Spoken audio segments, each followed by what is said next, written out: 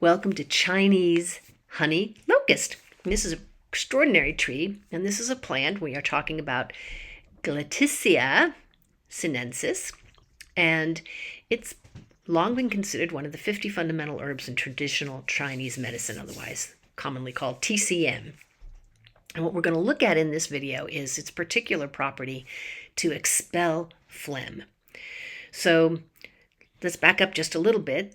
The seeds and the fruits are edible. The fruit pulp is edible.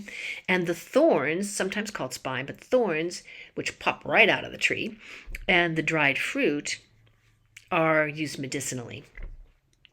And the dried fruit are what are especially known for expelling phlegm. Now, phlegm in traditional Chinese medicine is not just mucus. It's this idea of really thick, gunky, viscous, wonderful word, viscous,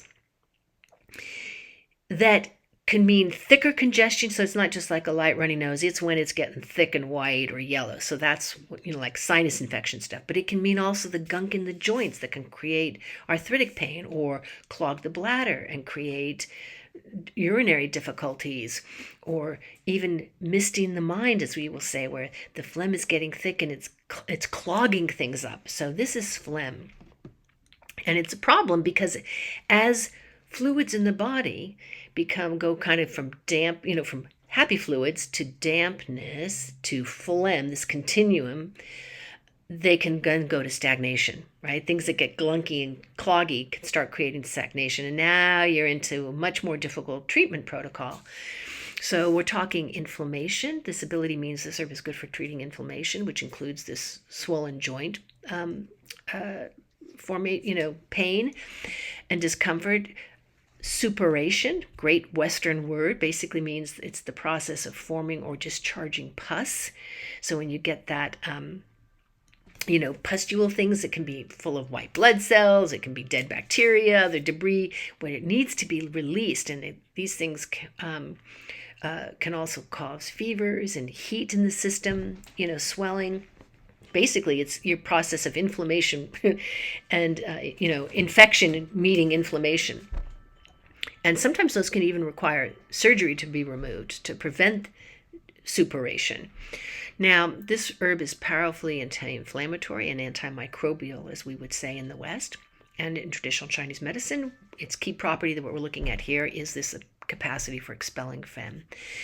The dried fruit hit the initial stages of swollen skin conditions, such as carbuncles, boils, abscesses. You can see how those are kind of your phlegmy kind of conditions. And the thorns are going to hit, or sometimes called spine, treat these early stages of swollen sores.